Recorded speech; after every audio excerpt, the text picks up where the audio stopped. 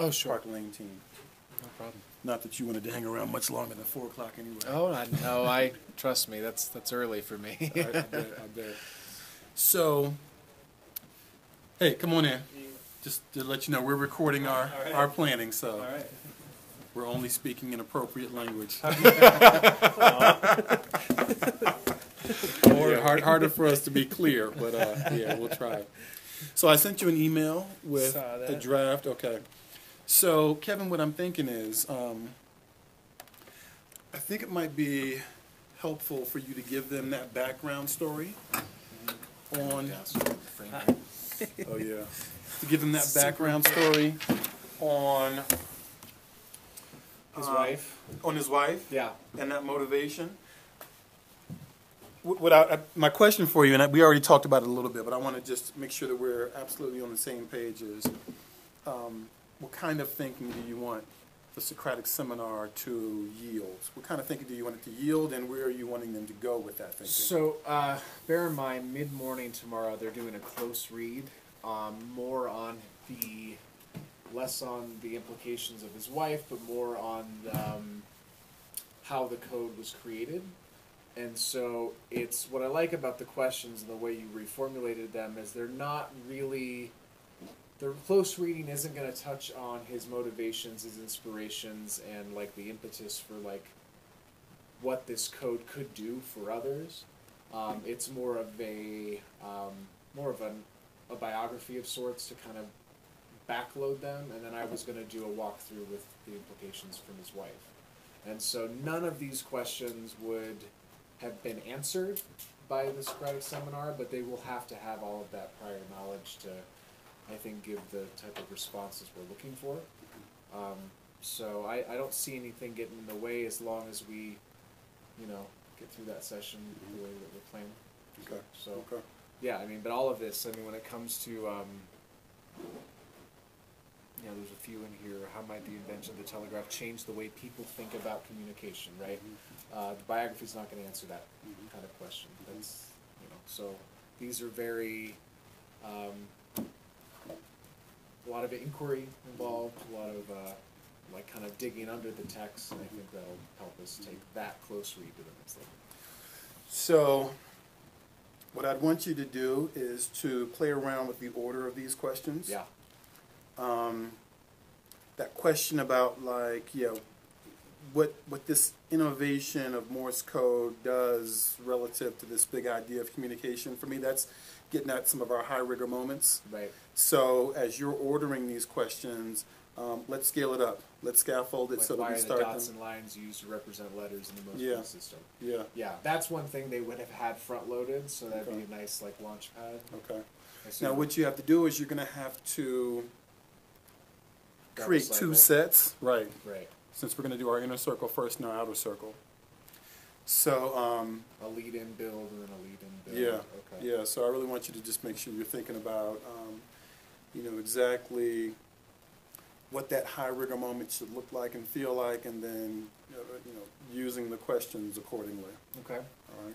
The other question I have for you is, from the last time that we did this, what did you recognize from your kiddos in terms of what they were struggling with, what they were more comfortable with, and then let's think about how we're going to make it more comfortable for them to really get to the deep thinking we want this time. One thing I was going to ask is if I could get the slide on the sentence frames.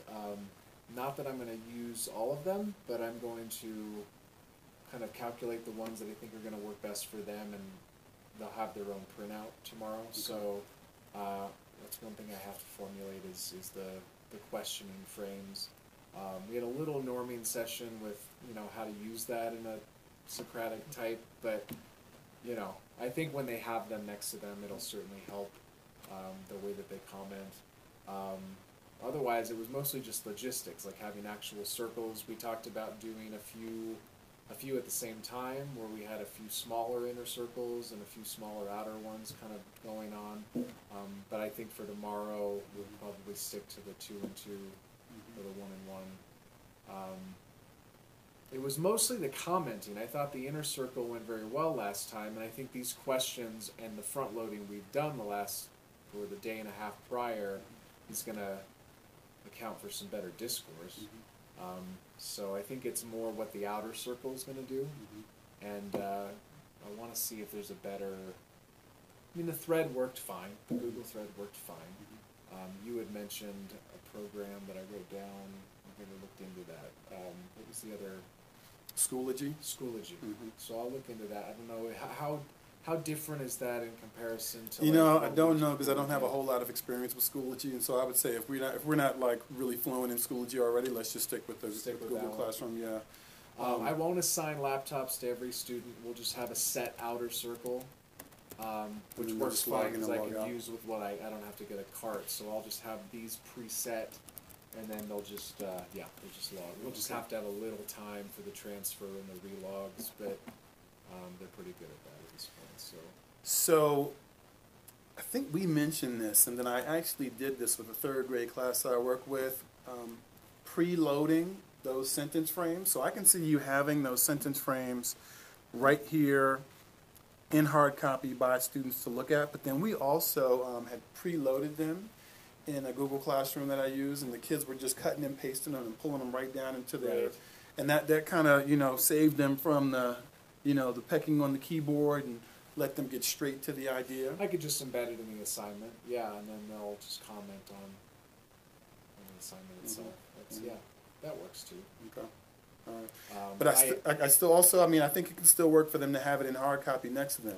Right, because some kids have like copy paste skills, and other kids you just haven't. I don't know. To be honest, I don't really know what some of their quick typing skills are in that regard. I think we should look into it. Okay, so we'll do both. We'll double down. Okay. We want to make sure that we have an actual circle, because I think last time part of what happened was that we really kind of had a rectangle, and some kids couldn't see each other, and I felt like that stifled some of the conversation. So we'll make sure that we actually have that inner circle. The outer circle can be kind of a half circle, but that inner circle, they need to be able to see each other's eyes. And they'll be hands-free at that point, so we'll just have chairs going for that. So, yeah, you're right. Kids couldn't be on there. I don't know, otherwise I think as long as if I could capture those frames, and then I'll just kind of manipulate a few of them and maybe add a few that we think that they're used to from other, provocations. I'll send you that as soon as we get done here. Oh, sure, yeah. And then I also think that we need to give them something in terms of a reflection, some kind of a debrief. These 2 pages here from the Super Toolkit, and that in the next page, there's a writing prompt, and then there's kind of more of like an exit ticket type prompt, just to give them something to bring the experience together, to reflect on their participation, what kind of thinking they were doing. Yeah. This is clean and clear for 9 and 10-year-olds.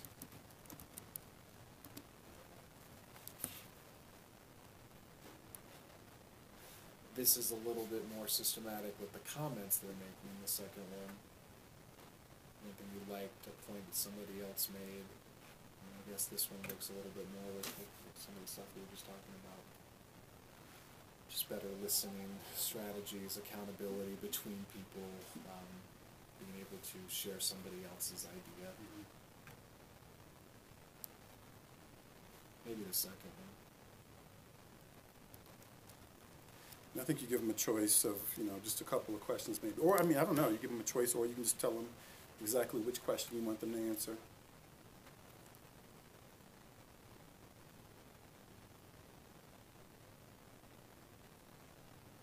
Right. I'd probably filter out about 4 of these. Okay, yeah. So we're doing this in the morning? No, this one's in the afternoon. Okay, gotcha. We're doing 5th graders in the morning. Yep. Okay. So the difference between Javion's group today and the last time, did you actually take a look at the questions that they generated? Just while they were working. And this is his group, and I keep forgetting the girl's name in his group. Coraline. Coraline. Did you hear what Corlin said to me on my way out? She was like, Javion did a much better job today. I was like, yeah, he did. Yeah. So this was their group. I mean, this is what they came up with. Yeah. Yeah. And the last time it was like, it was a battle. Yeah. Yeah. And both of the two of them are ones that said, like, when I said, what are you excited for in school today? QFT. Like, Javion said that? Yep. Oh, see, I saw the other boy in that group. Oh, Trey. I saw he had that written down. Yeah. I think Javion Racism did too. comes from And that. Corlin did as well. So yeah, they were fired up and ready for it. And yeah. Okay. Yeah, they did awesome. So the questions, what do you see from the questions that you have? Do those Yeah, make sense to you? yep. Some other ones you want to add in here? No, I think those are good. I think that gets at like all the things they were thinking about, a little bit of rewording, like to help clarify some of them. But yeah, I think that it really like gets the stuff that they were wanting to know and they were wanting to think about. So same question for you that I have for Kevin. So what kind of thinking, what kind of understandings do you hope tomorrow's Socratic Seminar yields? And how do you see that connected to the larger unit level understanding that you want for kiddos? I think probably the two things, both the idea that these things have changed because people have expected them to change, people have found ways to make them change. I think a lot of the questions that have to do with, why was it that people were denied that right, and what had to happen for that to be altered when all the people are, when all of one kind of person are voting, what has to change in order for other people to be able to vote and have a voice and all that kind of stuff. And then again, like, it's not necessarily from this, but like coming out of this eventually is that extension of how does this relate for them, right? What are they going to get from this? What are they going to be able to think about how they can make things change when they want to? What's their role? What's Yeah. their part? Yeah. Can I ask what your prompt was? Was it a reading? Was it images? It was two pictures. I'll show you. Yeah, it was these two pictures.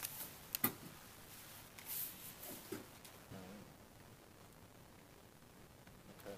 So at this part of the video, I'll put the pictures up on the screen. Nice. and then I'll fade back Perfect. into our Perfect. conversation. Here, I can show you. That's our guy. Oh, nice. Okay. Yeah, cool.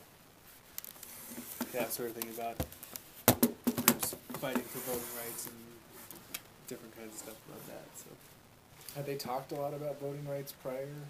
Was Yeah. this like something that was brewing in the class? It's been sort of on and off all year. It's yeah. part of fifth grade stuff, and It looks like it's it. yeah. Because I guess the only thing I'm reflecting on for my kiddos is like a lot of my QFTs have launched new ideas, and therefore I've had very thin questions. Right. So what I want to try is after they do the little writing, the survey, I'd love them to do like a mini QFT. Like after we've done our close reading, after they've invented an electromagnet, like after they've actually adopted Morse code and communicated, I'd be interested to see where my questions would evolve to. I don't know that, I feel like I'm getting a lot of pre-assessment of questions, just kind of like instinctual 9-10-year-old reminiscing. Not that it's been all bad, I just feel like if we had had more of a conversation, I mean, we've started it. We've had conversations around innovation, and there's a lot of ways that we can tie that in to their questioning. I just, I might do like a mini post-QFT, like come up with some more, Like where could it go next? yeah. Yeah. What do you want to know now? Now that you've have all this information on Samuel Morse, what do we want to know now? And so you notice that those are the last two questions that we ask, right? What other information do we need? What other questions does this raise? So there's no right or wrong time to do the QFT. Right. But doing it at the front end before they've had background, you know your purpose in doing it that way is just to spark that interest. Yeah. To make that connection to whatever you may know that's directly corrected, way off, kind of indirectly connected.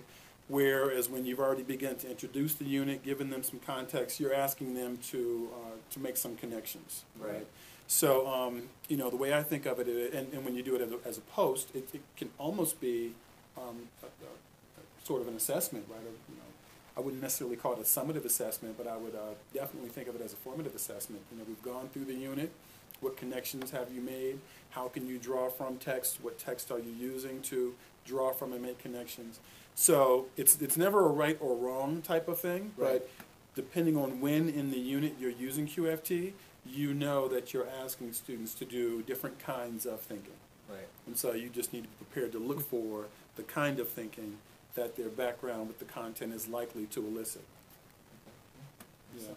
But I think what we're doing and what we want to make sure that that we talk about with Ramon is really emphasizing the expectation of student voice as a part of our learning. And I think it's to honor them, to honor their experiences, individual and collective, but also because, particularly with you, you have a talkative group, right? Your group is just not a group that you can expect to be quiet Right. for a long stretch of time. Right. Nor they want to, because they have great things to say. Absolutely, absolutely. Yeah. And so I think what we're hoping that both groups see tomorrow by doing the QFT and the Socratic in 2 successive days is really want them to feel the language of their questions, to feel the energy of their Q storming showing up in the Socratic. So we'll probably even want to say certain things like, in setting up, we want to let them know. We consulted with the Q storms. We looked carefully at the questions that they prioritized. We didn't necessarily include all the questions as they were listed verbatim, but your questions absolutely are driving the questions that we're using in our Socratic seminar today. Yep. And so we want to make sure that they know that that's a priority for us. Yeah. Yeah. Makes sense. Great. When I was looking again at my kids' reflections on the first Socratic seminar again this weekend, and was noticing like a couple like really dominant themes. They really liked the format of like being able to talk and listen to other people without having to like raise their hands, and a lot of them felt like that went better than others, obviously. But they also a lot of kids commented on how much they liked being in the outer circle, and like several kids said it made them feel important because they were collecting information to share with other people, and that felt important to them. And I was like, that's awesome. Very Like, cool. Yeah. Have you seen this? Now, I know you used a reflection before, and if you want to use that same one, I'm totally cool with that. But also this page and the next are just some other ideas for supporting your students' reflection. Yeah, I think I do want to like at least add something about the content of it, because like the whole reflection before was about the process, right? So I think I want to like still have them think about that, but also move into thinking about Sure. what their thinking was about the information itself. Sure. For both of you also, I want you to start thinking about which of your students, a couple of Socratic seminars from now, are going to be able to step in the role of leaders. We can still be the ones to craft the questions, but I think it will be great to have a few kiddos who begin to take that role on. Definitely. And I think in both your rooms, I'm thinking of kiddos who I definitely think would be, with a couple more runs, would Yep. be able Yep. to step into that role. Yeah. We want to get to the point where we just kind of, ring the bell and help reframe the questions Yep. and let them just have at it with the process. Yeah. Definitely. That'd be awesome. Yeah. Great. Yeah. All right, so I'm going to make sure I send you guys. Well, this is in the super toolkit. You guys have the super toolkit, right? Yeah. Should, if it's part of the initial. I'll make sure that you know you sent. exactly what page it's in. It's on. Yeah, it's on. But I'll let you know. I'll send you a detailed note. Okay. And then what was the other thing I was supposed to send you, Kevin? The sentence frames Okay. for the outer circle. Oh yeah, I'd like those two. Please. I'm just going to update that PowerPoint that I used from before, and then just send you the updated PowerPoint, and then you guys take those sentence frames and play around with them however you like. Nice. The other thing, same question for you, Nate. So based on the last time that we did this, which struggles did you see? How can we support students differently in their struggles tomorrow? I think most of the struggles were logistical. Just sort of getting that habit of having a discussion where you're taking turns without anybody calling on you, actually participating and hearing what other people are saying. I know the last time we did it, it was the first day back from a weekend. So I anticipate that we will have less of those problems because we had them today. Everybody did today. Yeah. It was a crazy one. So I think that like I am anticipating that a lot of the like things that I thought of as issues the last time like will sort of smooth themselves out based on familiarity with the process and being in the habit of being ready to do it. Okay. So I think Javion's going to give us a lot better energy tomorrow than he did the last time. Yep. What about Ray? How do we support Ray? He, I think he needs some of the same. As much kind as of I love Digby, I'm a stuff. Yeah. Very few people love Digby more than me. I think that he, just needs the same kind of like guidance that Javion does. He and I, Bernard and I, had a conversation on Friday. He struggled a lot on Friday. We talked at the end of the day because he was telling me about how they were going this weekend to visit a college in Wyoming that his sister just got a scholarship from that she's maybe going to go to, and so their sister is on a scholarship at Regis, and I was like, hey, that's really awesome. Are you on that same track? Well, probably not. And I was like, right, why not? Well, because I play. I was like, yep. Like, you're not any less smart than they are. He was like, yeah, they're pretty smart though. I was like, yep, so are you. Mm-hmm. So are you. Mm-hmm. So we talked for a while, and it was a good talk, and he struggled a little bit today, but like less than he did last Monday. And at the end of the day, he like made reference to our conversation from Friday and was like, he's like, I realized what I messed up today. Like, I'm going to do better tomorrow. So I think, naming those specific things for him, he's one of those kids who like just kind of needs to like have it named for him or be guided in naming what those things are for him that like help him be successful. Because it kind of is up and down for him, and sometimes it seems like just real struggle, like actually controlling himself. Like, some kids it seems like more of a choice. For him, sometimes it seems like less of a choice. Mm-hmm. But I think that he, when you give him that little lean and that push and say like, hey, think about this part, hey, think about this part, like he's capable of doing that and capable of keeping it on track. So just so you know, and I also want to talk about Angelo just a little bit. So Yep. just so you know, so for me today, I chose to get a little silly with him during the Do This game. Yeah. Right. So that Right. tomorrow I can lean on him. Right. I want him to know that every interaction Got that we both have parts, is not right. going to be, Yep. a kind of a punitive, you Yep. do what I say type of thing. Yep. But I wanted to make sure I got a little bit of that time in today, so that because tomorrow I need him to be on point. Yep. Yep. Yeah. Yep.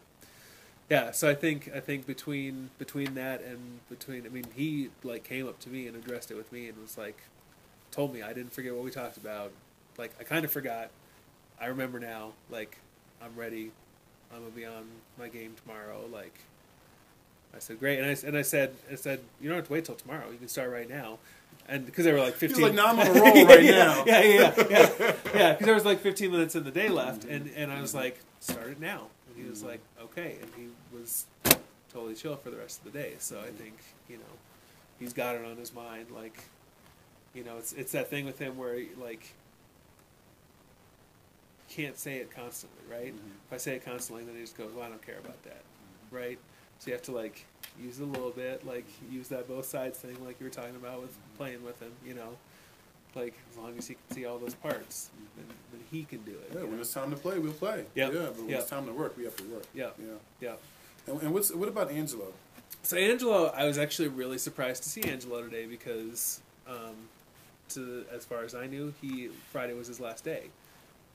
And he was going to be going over to Virginia Court. Oh. His family just moved like right across the street from Virginia Court. I mean, it's only like 3 blocks from here. But apparently his mom was going to take him over there. And so I didn't even like, I was like, so I'm really glad you're back. Why are you still here? He's like, oh, I decided to come back. Okay, cool. I mean, I think he he has friends and he wants to play soccer here and all that other stuff. So, I think today was a lot of like, guess what? Like, I really am here. Like, he walked in the door and kids were like, oh, you're not gone. Like, so I think he struggled to get that in focus. He was too much of a celebrity today, But yeah, he's been struggling a little bit lately, like, and I've been trying to figure out who to put him with to help him be successful. Like, I had put him with Sergio, and that just didn't work. Like, the two of them just it doesn't, the gravity doesn't pull in Sergio's direction like I'd hoped it would. And so I'm trying to figure out like how to move a few kids around and like set them up to be successful because.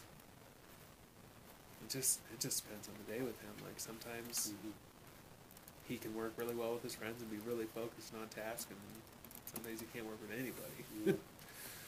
Well, they started off today, it seemed to me, with very little interest in producing serious questions. Yep. They ended up producing some, and it seemed like it was really frustrating for Graceland. Yep. Being the only girl at the table, and she seemed to be serious-minded from the beginning, and she just kind of gave me a look at one point, like, "Yep, these boys are incorrigible. What do you right now?" Right. Yeah. Right. Yeah, and she and I have talked about that a lot, because I put her there thinking it would like help her focus, right? If she's with other girls and stuff, she talks or does whatever. Okay. And so I thought, try her out there, and like my problem is I feel like the other 3 tables like are mostly functional.